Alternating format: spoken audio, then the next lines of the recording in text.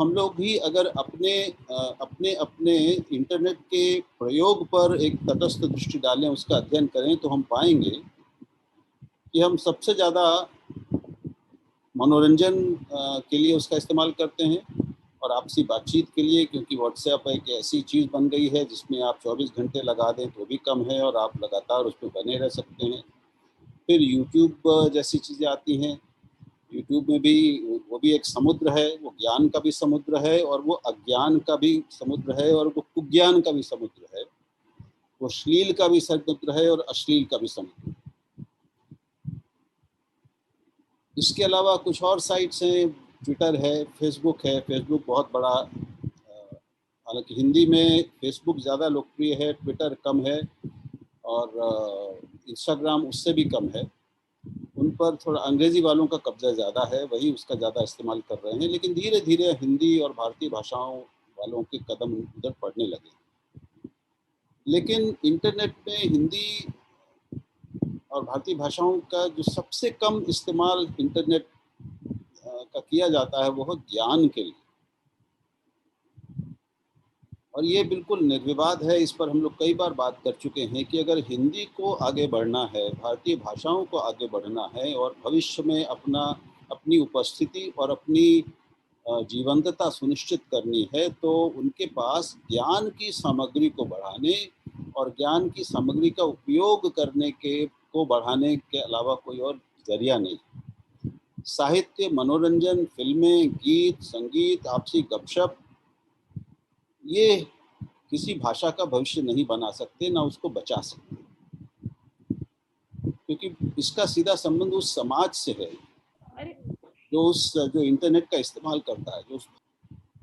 जो सबसे बड़ी चुनौती मैं समझता हूँ हम जैसे लोगों की है, जो थोड़ा गंभीरता से हिंदी भाषा और हिंदी समाज के बारे में चिंता करते हैं, चिंतन करते हैं और कुछ करना चाहते हैं, वो ये है कि सब कुछ करके हिंदी में ज्ञान निर्माण को, ज्ञान सृजन, ज्ञान निर्माण, ज्ञान विमर्श, ज्ञान लेखन और ज्ञान की खोज, इनको बढ़ाया जाए। तो जो श्रेय लेने की फिराक में है, उनको विकिपीडिया शायद निराश करेगा।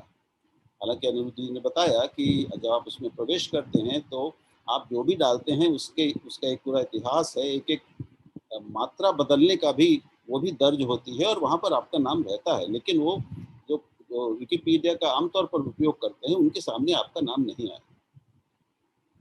लेकिन दिक्कत यह है कि विशेष तौर पर हिंदी समाज के लिए, जहाँ पर अभी आर्थिक समस्याएं बहुत हैं, जहाँ एक बहुत बड़ा वर्ग है जो गरीब है, जिसके पास हमारे विद्यार्थियों के पास, हमारे युवाओं के पास ना तो पाठ्य पुस्तकें लेने के लिए भी बहुत पूरे पैसे नहीं हैं, तो ज्ञानात्मक दूसरी सामग्री और पुस्तकें खरीदें और वो पढ़ें, इसकी संभावना उनके लिए और कम हो जाती है।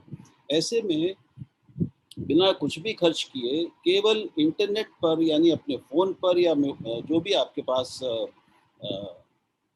इंटरनेट का कोई जो भी मंच हो, उस पर आपको मुफ्त में संसार का सबसे बड़ा ज्ञान कोश मिल रहा है।